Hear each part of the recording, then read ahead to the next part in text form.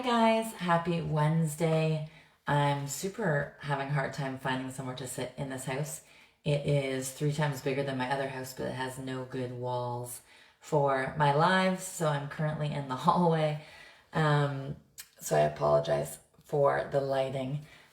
So I hope you guys had a great Remembrance Day and have been enjoying this crazy warm November that we've been having. And I'm going to start with questions. I always do questions, as well as I basically remind you of $1,000 giveaway. I do statistics of local as well as in Canada in the real estate world. And I also do some happy news. So I will start with a question. And if you guys want to ask any questions, you can just write them in the comments. And I can answer them during or after. If I get too many, I will just reach out to people and answer them that way, okay? Again, hope everybody's well and enjoying the amazing weather we've had. It was like 24 yesterday. So the first question comes from Veronica in Barrie. So Veronica says, I own a house with my husband, but we have agreed to separate. Can I use my own agent, or do I legally have to get 3 agents through and get quotes? Thank you, Veronica, for asking. To be honest, I've had lots of people ask me for, an appraisal, or we call it a letter of commitment, or a letter of value, opinion of value. I don't know legally if you have to have 3. I know that tons of people do have 3, but lawyers just suggest it. But whether that is something that you have to do or not, I really don't know. But we're not appraisers, okay? So your lawyer will probably suggest you to get 3, but I don't know if that's a legality thing. My thing's so far away, it's hard to see. I can't see if that's Kennedy. And this darn thing is so far, I can't also see. Oh, hi, Melissa. It's Melissa. Melissa, I'm sitting in the hall. I said my house is 3 times as big, but yet I have nowhere to sit for lives. Thank you for my puppy. Hi, Sonia. My friend, and I was supposed to see on my birthday, but COVID did not allow it, so her conference was canceled that she was supposed to speak at. She is a fantastic lady, as is Melissa, of course. Okay, so first is a thank you to the veterans before I get into the real estate statistics. So many people wear a poppy and basically say thank you, but really nothing else kind of happens on Remembrance Day. Hi, Scotty. So basically there's an organization this year, and if you go on Facebook, Instagram, or Twitter, and you say, you have to say exact words. So you have to say thank you for your service, and then you have to hashtag make it mean more. Again, thank you for your service and make it mean more, a hashtag. And this corporation will give $25 every time somebody says that. And when I checked earlier today, it was around 4:30. They already had over 74,000 tweets, and they've already donated over $1.8 million, and they're going to give them to veterans. So they'll just call up, veterans, and they're actually doing it live on Zoom, and they'll say, hey, we're giving you 100,000 towards your mortgage or whatever. So it's super awesome. It does not cost you anything. Just literally go on Facebook, Instagram, or Twitter, and again, type thank you for your service and hashtag make it mean more, and this company will give $25 of every time somebody does that to a veteran. So anyways, I thought that was cool. Hi, Madison. How are you? Hope you're well. Okay, so the next question we had came from Jackson in Guilford. So Jackson says, I have really bad credit. I don't even want to say how low it is. Will this ruin my chance of ever becoming a homeowner in the near future? Thank you, Jackson, for asking. It does not mean 100% you can't get it. So they look at 3 things. I've gone over before, but I will go over again. So they look at your credit. If you have all 3 things, bad, not so good when buying a house. But they're going to look at your credit score. I don't know how bad yours is, obviously. They're going to look at your jobs. So do you jump around jobs a lot? Are you self-employed? And so forth, as well as your debt to service ratio. So for every $100 you make, do you spend 98, or do you spend 22 or 41 or whatever? So those are the main 3 things they look at. So if your debt to service ratio is good and your job is good, that you either have a set income or you haven't moved around jobs a lot, or both, then there's a pretty good chance you could still get a mortgage. I've put my credit in the hole before, and I still got a mortgage. So it doesn't mean just because of that you can't get a mortgage. They may say, okay, you have to pay a higher interest rate. Or they might say, okay, instead of 5% down, you have to put 15% down or something like that, but you could still get a mortgage, Jackson. So thank you for asking. Hi, Yasmin. What is incredible, Melissa? Oh, that $25 thing. I know.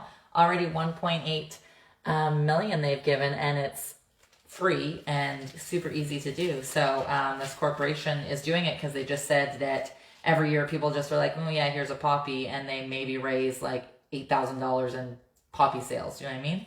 But so they decided to take it into their own hands.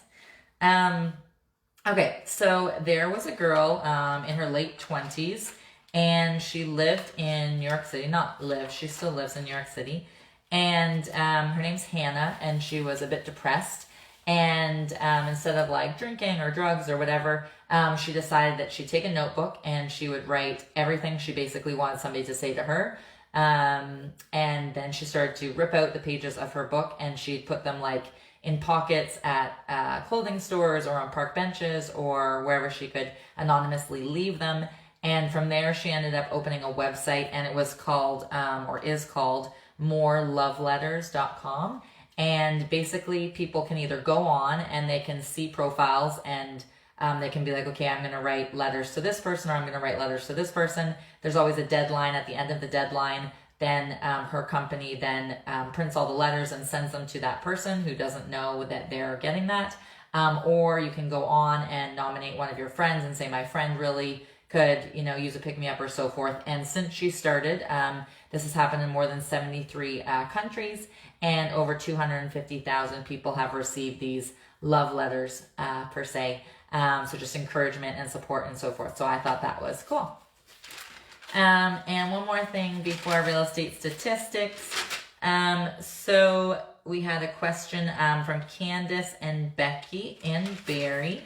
So Candace and Becky asked, we're sisters and we're both very creative and thinking of starting a business together, which would involve leasing a space and many other combined efforts. Do you think this is a good idea? And do you have any pointers for us? Thank you, Candace and Becky, for asking. I don't obviously know you guys and don't know who's stronger and what, so I can't really say fully if it's a great idea for a business. But if you guys both creative and you can say, okay, you're in charge of this and you're in charge of this. I feel like if you're both in charge of the same thing, like you're making this, for example, and you're both making them, and then you're like, well, mine looks better than yours. But if like one person makes this and one person makes that, or one person does the web design and one person does, answering the phones and the bookkeeping or whatever, if you guys have your separate jobs, I think it can work well. As for advice, I would keep your main jobs until you have enough of this to back it. So I wouldn't just dive straight into it, obviously, because starting a business takes time until you can get your feet on the ground. So if you guys even can alternate, somebody's in the day, somebody has a night shift job, they keep it, somebody has a daytime, they keep it, and then you guys alternate until you've built up the momentum. That would be ideal. So that would be my suggestion for you. And then if you guys can just post as much as you can online, so basically show your work. So you're putting it on Facebook, you're putting it on Instagram, you're putting it on TikTok, and so forth. I've never been big on Twitter, but maybe you want, depending on what your business is, to write stuff on there. So just getting the word out as much as possible, pictures, videos, or whatever, depending on what the business is awesome. But thank you for writing in. And then one more thing before real estate statistics. So there's a single dad and he adopted kids, which might not seem very crazy to anybody.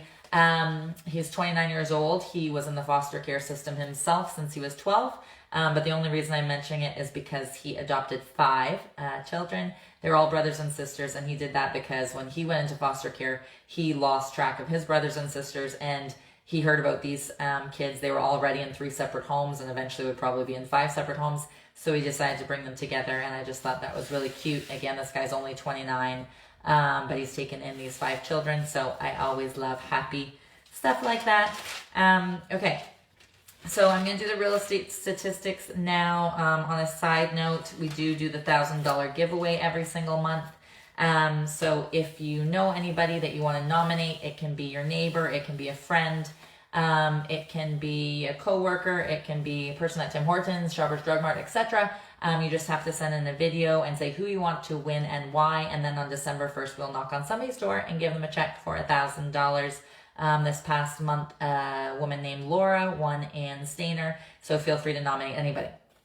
So for real estate wise, it obviously has to do with lots of things, but unemployment and employment. So last month, 83,600 people got new jobs or went back to their previous job that they had been laid off of for COVID, which was down from 378,000 in September. However, 150,000 people in October were working from home, which is obviously much higher than normal.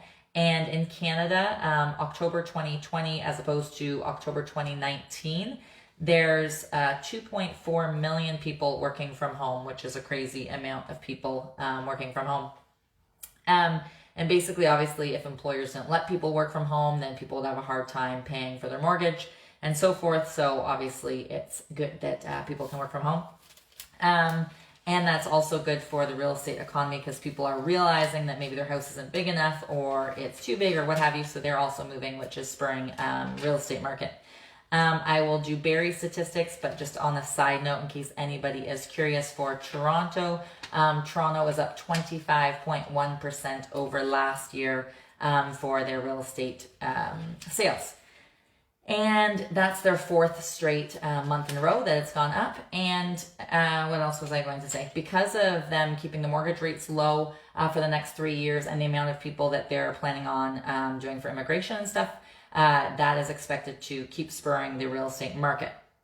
So in all of Simcoe in 2019, there was 744 homes sold in Simcoe County in October of 2019, and in 2020 there was 971. So 744 last year, 971 this year, which is up 30.5%.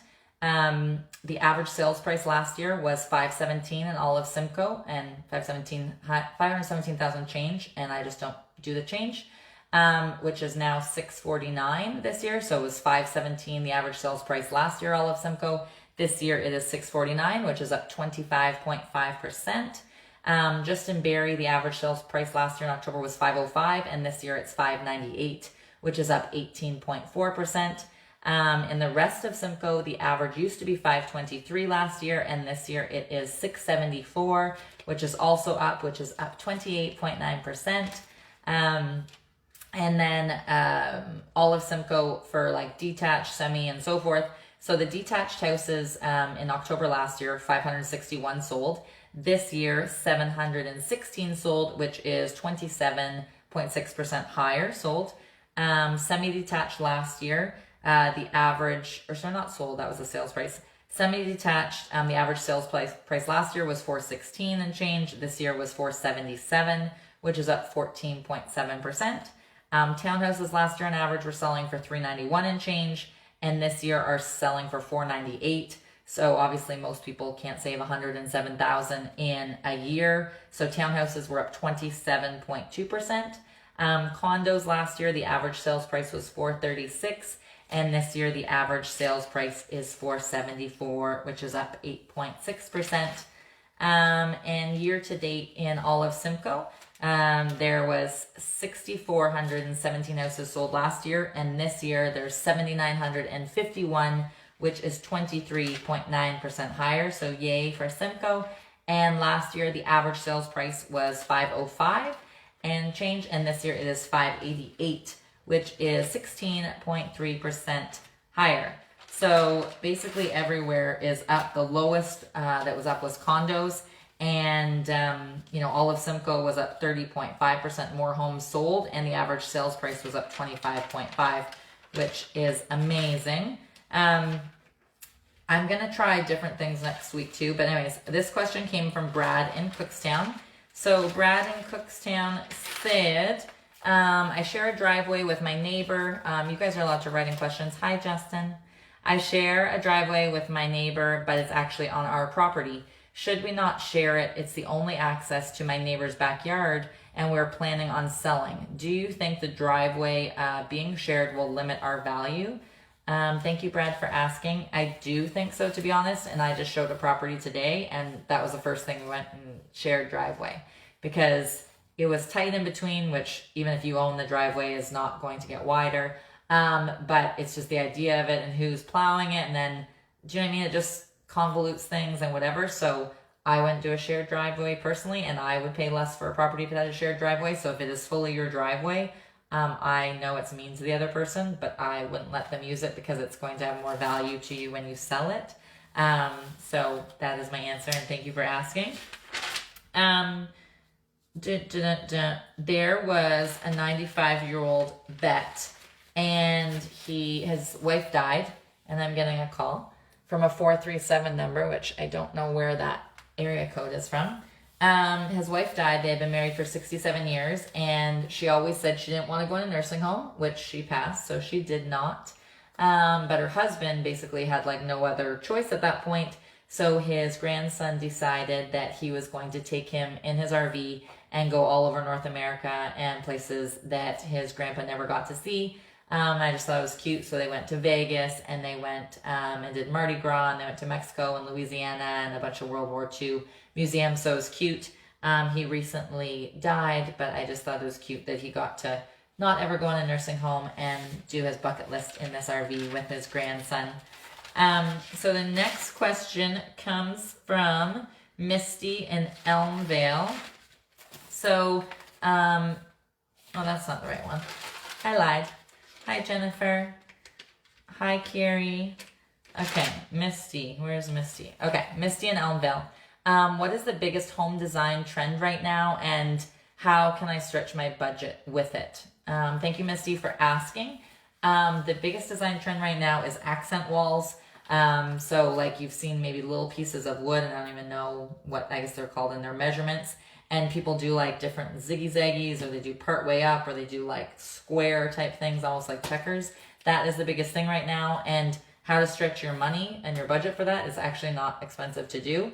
It's quite cheap, to be honest. And if you just Google it or Google image it or go on Pinterest, there's tons of different designs and chevrons and so forth. And you can do walls from like $200 to $500 at the most. And you could do like a living room wall, a master bedroom wall. I saw it up the other day, up a powder room. It was up the wall and up the ceiling. So those are the most popular things right now. Okay. Carrie, are you guys living in Dublin now? Somewhere I feel like you're living there. Okay. Who did I have next again? Sorry. Oh yeah, the underground. Okay. Obviously we know, like back in school, the Underground Railroad, but there's actually a thing called Rainbow Railroad. So it's helping, you know, the LGBTQ community in not as progressive countries. So they are bringing people to North America who are maybe in places that aren't as safe to be out. And so far they've helped 550 people, and they've got their transport and so forth and helped them with homes on this end. And they did 198 people this year alone. Hi, Todd. How are you?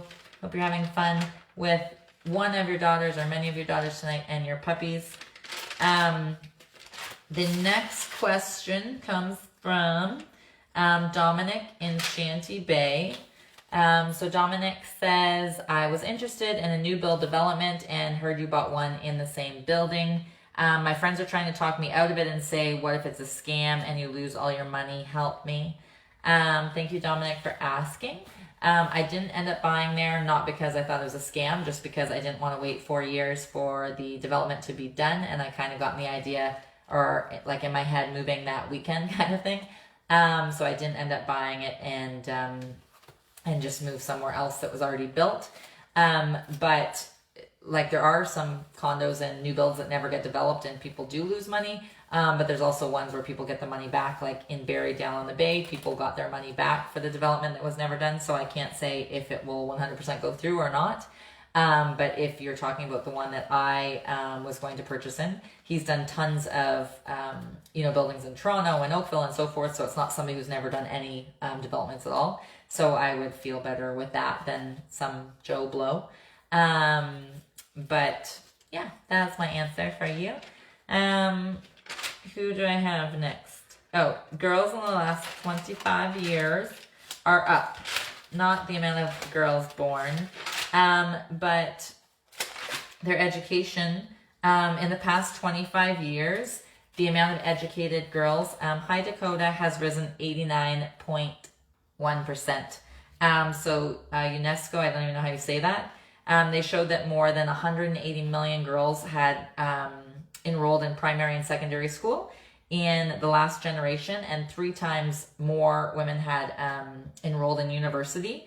And the report showed the last 25 years, and it basically started kind of like as an advancement of women's rights and so forth, and it was called the Platform for Action.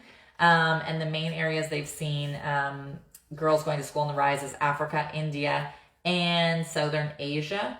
In 1995, only 80 women went to school for every 100 men that went, and in Morocco, only 3 of every 10 men, 3 of every women of every 10 men, if that makes sense.